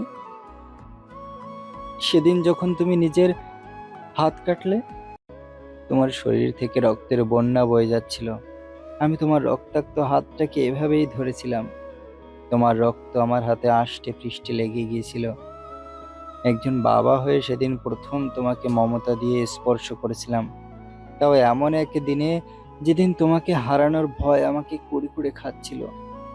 অন্যদিকে সূর্য তোমাকে নিয়ে পাগলামি শুরু করেছিল, কাউকে ছুতে দিচ্ছিল না। সে আমার হাত থেকে তোমার হাত ছিনিয়ে নিয়ে আমাকে দূরে ঠেলে দিয়ে বুকে জড়িয়ে ও একাই হাসপাতালের দিকে ছুটেছিল। আমি পাথরের মতো দাঁড়িয়ে দেখছিলাম আমার অবহেলায় বড় হওয়া আমারই এক অংশ কতটা যন্ত্রণায় ছটফট করছে। আমাকে ক্ষমা করে দে মা, আমি খুব খারাপ বাবা, জঘন্য এক বাবা আমি। অনু আর নিজেকে ধরে রাখতে পারল না। সে ডুকরে কেঁদে উঠে বাবার হাত দুটো নিজের হাতের মুঠোয় শক্ত করে চেপে ধরল। রাশেদ সাহেব নিষ্পলক চোখে অনুর সেই স্পর্শের দিকে তাকিয়ে রইলেন। অনুর চোখের জল মুছে অস্ফুট স্বরে বলল, বাবাদের এভাবে ক্ষমা চাইতে নেই বাবা, বাবারা কখনো খারাপ হয় না, পরিস্থিতির কাছে হয়তো মাঝে মধ্যে হেরে যায়। রাশেদ সাহেব কিছুক্ষণ মেয়ের মুখের দিকে তাকিয়ে রইলেন। এই সেই মেয়েটা তার নিজের অংশ, যাকে সে সব সময় দূরে সরিয়ে রেখেছে। আজ সব দেয়াল ভেঙে তিনি প্রথমবার মেয়েকে জড়িয়ে ধরলেন। বুকের মাঝে সেই ছোট বাচ্চাটাকে খুঁজে পেলেন, যাকে সারা জীবন শুধু দূর থেকেই দেখেছেন। আজ যেন হৃদয়ের মরুভূমিতে এক পশলা বৃষ্টির সজীবতা নেমে এলো। মনে হলো সুদূর থেকে অনুর মা আজ বাবা মেয়ের এই মিলন দেখে শান্তিতে হাসছেন। অন্যদিকে পুরো রাত বৃষ্টিতে মাঝে ভেজার কারণে সূর্য শরীরে 104 ডিগ্রি জ্বর। সেই জ্বর যেন কোনো মতেই নামছে না। রাতে যদি সায়েমরা না যেত, তবে বাড়ির কেউ জানতেই পারত না সূর্য ওখানে জ্বরের ঘোরে অচৈতন্য হয়ে বসে আছে। তাকে ধরাধরি করে বাড়িতে নিয়ে আসার পর সুরাইয়া বেগম সারা রাত ছেলের মাথার কাছে বসে জলপট্টি দিলেন। সূর্যের এমনিতে সচরাচর অসুস্থ হয় না, কিন্তু যখন হয় তখন তাকে একদম কাহিল করে ছাড়ে। সকাল হতেই ডাক্তার ডাকা হলো, স্যালাইন আর ইনজেকশন দেওয়া হয়েছে। বাড়ির অবস্থা এখন শোচনীয়। এক ছেলে পা মুচকে হাসপাতালে, আর অন্যজন জ্বরে শয্যাশায়ী। জ্বরের ঘোরের মাঝে সূর্য নিঝুমকে কাছে পেয়ে কষ্ট করে শুধু অস্ফুট স্বরে বলেছিল, অনুকে জানানোর প্রয়োজন নেই, ও যেন না জানে। কিন্তু পরক্ষণে আবার বিড়বিড় করে উঠল, অনুকে জানে আমি অসুস্থ, ও কি এর পরও আসবে না নিচু? নিঝুম কিছুই বলল না, শুধু ছলো ছলো চোখে সূর্যের দিকে তাকিয়ে রইল। সূর্য জ্বরের ঘরে কি বলছে হয়তো নিজেও জানে না, তবু অবচেতন মনে অনুর চিন্তা তাকে শান্ত হতেই দিচ্ছে না। নিঝুম সবসময় সূর্যের জন্য অনুর পাগলামি দেখেছেন, কিন্তু সূর্যের মনে অনুর জন্য ঠিক কতখানি জায়গা জুড়ে আছে তা আজ প্রথম উপলব্ধি করল। রাস্তার সেই বেঞ্চে বসে রাশেদ খান অনুর চোখের জল মুছিয়ে দিয়ে বললেন, বাড়ি ফিরে চল না মা, বাড়িটা বড্ড ফাঁকা লাগে। বিশ্বাস কর, তোকে ছাড়া ওই বাড়িতে এখন আর প্রাণ নেই। অনু এক টুকরো বিষণ্ণ হাসি হাসলো, তারপর ধীর স্বরে বলল, ওই বাড়ি থেকে আমি মুক্তি চাই। আমার জন্য? সূর্য ভাইয়ের জন্য। আমার জন্য ওনার জীবনে অনেক অপ্রাপ্তি জমেছে। আমি চাই ওনার জীবনের সব না পাওয়াকে প্রাপ্তিতে রূপান্তর করে দিতে, আর সেটা সম্ভব ওনাকে আমার থেকে মুক্তি দিলেই। মেয়ের কথা শুনে সৈয়দ রাশেদ খান স্তব্ধ হয়ে তাকিয়ে রইল। কয়েকদিন আগে সে চঞ্চল অনু আর যেন হুট করে অনেক বড় হয়ে গেছে। তার দু চোখ এখন আর চপলতা নেই, আছে এক বুক বিষণ্ণতা। রাশেদ সাহেব নিজেকে সামলে নিয়েই বললেন, সূর্য খুব অসুস্থ। কাল রাতে সায়েম ওকে বাড়িতে নিয়ে এসেছিল। প্রচণ্ড জ্বর ওর। অনু বাবার কথা ততটা গুরুত্ব দিল না। তার মনে হলো জ্বর তো একটা স্বাভাবিক রোগ, এটা আর তেমন কি, মানুষের হয় আবার সেরেও যায়, এতে বিচলিত হওয়ার কি আছে। সে বাবার সাথে আর বেশিক্ষণ থাকতে চাইল না। মানুষের সবচেয়ে বড় দুর্বলতা হলো তার হৃদয়। একবার যদি সেই হৃদয়ে কারোর জন্য মায়া জন্মে যায়, তবে সেই মায়া ছিঁড়ে বেরিয়ে আসা অসম্ভব। হৃদয় তছনছ হয়ে গেলেও সে অদ্ভুত অনুভূতি থেকে মুক্তি পাওয়া যায় না। যেমনটি অনুর মায়ার জালে নিজেকে জড়াতে চায় না নতুন করে কারো জন্য নিজেকে দুর্বল করতে। তাই বাবার কাছ থেকে দ্রুত বিদায় নিয়ে হোস্টেলে ফিরে এলেও অনু এক মুহূর্তের জন্য স্থির থাকতে পারল না। কি অদ্ভুত অস্থিরতা, যার থেকে দূরে থেকে নিজেকে মানসিকভাবে শক্তিশালী করতে চাইলো, সব পরিস্থিতির মোকাবেলা প্রস্তুতি নিল। দিন শেষে সেই মানুষটাই তার জীবনের সবচেয়ে বড় দুর্বলতা হয়ে রয়ে গেল। রাত গভীর হলো, কিন্তু অনু না পারছে পড়াশোনায় মন দিতে, না পারছে রুমমেটদের আড্ডায় সামিল হতে।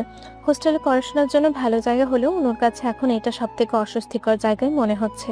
সে না পারছে বাড়ির কথা ভুলতে, আর না পারছে সব থেকে বড় বাধা হয়ে দাঁড়িয়ে আছে ওই সূর্য। মাঝরাতে নিজেকে আর আটকে রাখতে পারলো না অনু। সকল অভিমান আর জেদ বিসর্জন দিয়ে নিঝুমকে কল দিল। নিঝুম কল রিসিভ করলো ঠিকই, কিন্তু ওপাশ থেকে কোনো শব্দ এলো না। অনু চুপ করে রইল কিছুক্ষণ, তারপর বলল, এখনো রেগে আছো আপু? বিশ্বাস করো, তুমি আমায় ভুল বুঝছো। আমি আবারও বলছি, ইশতিয়াক ভাইয়ের সাথে আমার কোনো সম্পর্ক। চুপ কর। কি মনে হয় তোর? কে ইশতিয়াক?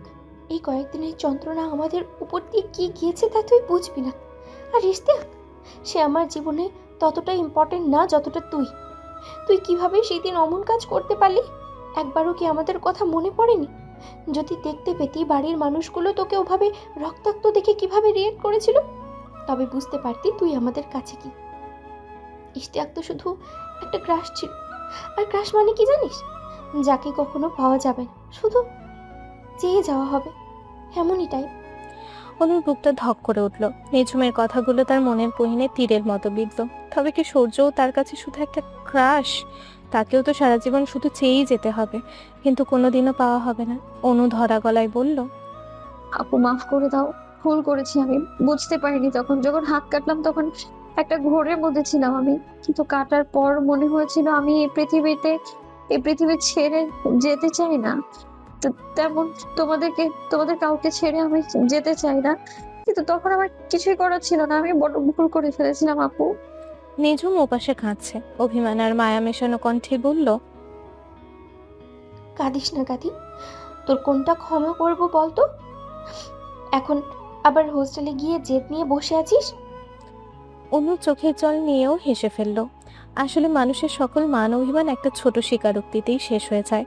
মানুষ কেন নিজের দোষগুলোকে অন্যের মাথায় চাপিয়ে নিজেকে সাধু সাজায়? অনুও তো নিজের মনের ভাবনাগুলো দিয়ে অন্যের মনকে বিচার করছিল। ফোনে সূর্যের কথা একবার জিজ্ঞেস করতে চেয়েও করতে পারলো না অনু। নিজুমও কিছু বলল না, সে হয়তো দেখতে চেয়েছিল অনু নিজ থেকে কিছু বলে কিনা। ফোন কাটার পর অনুর ছটফটানি আরো বেড়ে গেল। সূর্যের খবর না পাওয়া পর্যন্ত তার শান্তি নেই। আবারও নিঝুমকে কল করলো সে। নিঝুম এবার কল কেটে দিয়ে ভিডিও কল ব্যাক করলো, যেন সে আগে থেকেই জানতো অনুর মনের গহীন কোণে কোন প্রশ্নটা দাও দাও করে জ্বলছে। স্ক্রিনে সূর্যের মুখটা ভেসে উঠতে অনুর কলিজাটা যেন মোচড় দিয়ে উঠল। ওনার হাতে এখনো ক্যানোলা লাগানো, তবে স্যালাইন নেই। সেই বলিষ্ঠ শরীরটা আজ বিছানায় বড় অসহায়ভাবে পড়ে আছে। দুর্বল শরীর নিয়ে বিছানায় চোখ বুজে শুয়ে আছেন তিনি। বড় মা এখনো ছেলের মাথার পাশে বসে জলপট্টি দিয়ে যাচ্ছেন। নিঝুম ফিসফিস করে বলল, সূর্য ভাইয়ার কাল ভোর রাত থেকে জ্বর কমছেই না, একবার একটু কমলে আবারও বাড়ছে। অনুর চোখ দিয়ে আবারও নোনা পানি গড়িয়ে পড়ল। এসব কি তার জন্যই হচ্ছে? কাল কি ওনার সাথে চলে যাওয়া উচিত ছিল? তাহলে হয়তো আজ ওনার এই অবস্থা হতো না। কিন্তু কেন যাবে সে, যে মানুষটা তাকে সহ্য করতে পারে না? কেন নিজের আত্মসম্মান বিসর্জন দিয়ে ওনার এক কথায় সে চলে যাবে? তাছাড়া ওই যেদিন মানুষটাকে সে তো বৃষ্টিতে ভিজতে বলেনি, এমনকি ছাতাও পাঠিয়েছিল, কিন্তু মন যেন কোনো যুক্তি মানছে না। ঘুরে ফিরে নিজেকেই দোষারোপ করছে অনু। যে মানুষটার একটু কষ্টে অনুর বুক ফেটে যায়, সেই সূর্য আজ অসুস্থ, যে বিছানায় পড়ে আছে। এটা যেন অনু সহ্য শক্তির বাইরে। আজ রাতেও চোখের পানি আর বাধা মানল না। কাঁদতে কাঁদতে চোখ ঝাপসা হয়ে এলো অনুর। চোখ দুটো ফুলে লাল হয়ে আছে। যার মায়া থেকে নিজেকে সরাতে চায়, সেই মায়াতেই সে বারবার আষ্টে পৃষ্ঠে জড়িয়ে পড়ে। মনের এই তোলপাড়ের মাঝে কখন যে সে ঘুমের দেশে পাড়ি জমালো, তা সে নিজেও জানে না। পরদিন সকালে ঘুমের ঘোর ভাঙতেই অনুর শরীরটা কেঁপে উঠল। চোখ কচলে সামনে তাকাতেই তার রক্ত হিম হয়ে গেল। তার সামনে চেয়ারে বসে পা নাড়িয়ে যাচ্ছে এক রক্তচক্ষু মানুষ। সে আর অন্য কেউ নয়, স্বয়ং সূর্য। ওনার চোখ দুটো লাল হয়ে আছে। স্থির এক দৃষ্টিতে অন্যর দিকে তাকিয়ে আছেন তিনি। ওনার চোখে মুখে অস্বাভাবিক এক কঠোরতা। আর হোস্টেলের রুমের বাইরে মানুষের হই হুল্লোড় আর কোলাহলের শব্দে মনে হচ্ছে বাইরে পুলিশও এসেছে। অনুর বুকটা ভয়ে কেঁপে উঠল। সূর্য কি তবে কোনো তুলকালাম কাণ্ড ঘটিয়ে ফেলেছেন?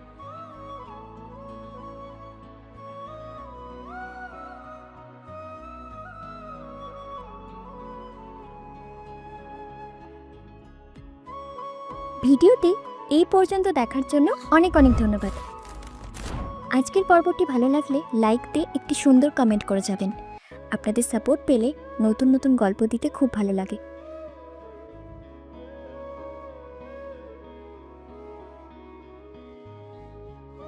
ধন্যবাদ সবাইকে।